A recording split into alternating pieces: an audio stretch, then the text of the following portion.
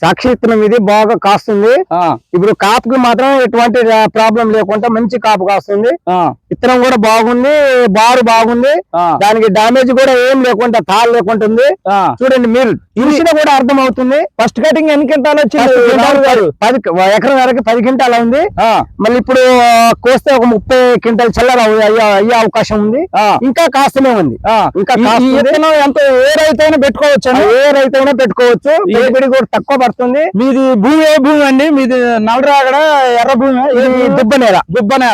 దుబ్బనేలలో ఈ విధంగా ఉందంటే ఒకసారి ఆలోచించండి. చూడండి, చెట్టు నిండా కాయ ఆపుకోలేక చెట్టులు కింద పడిపోతున్నాయి. కింద పడిపోయి మళ్ళీ స్టెప్ వస్తుంది. సెకండ్ కటింగ్ ఈ విధంగా ఉండటం మామూలు విశేషం కాదు. చూడండి రైతన్నలారా, ప్రతి రైతు మీరు బాలాజీ వెంకటరమణకి వెళ్ళి సీడ్ తీసుకొని ఈ పెట్టుకోగలరని మనవి చేస్తున్నాం.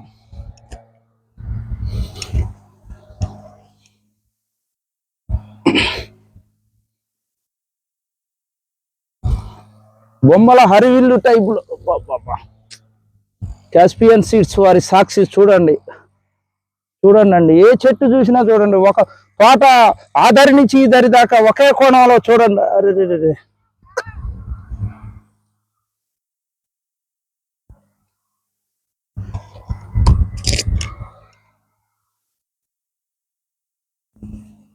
మొత్తం తోట ఏ మూలకు చూసినా, ఏ దరికి చూసినా కూడా మొత్తం ఒకేటే సైజ్.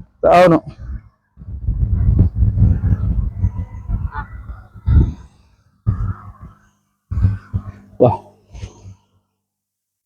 చూడండి కింద నుంచి ఎట్లా వస్తుందో, స్టెప్ ఎట్లా వస్తుంది ఇగురు. ఆ ఇగురులు కూడా పూత వస్తుంది ఇప్పుడు.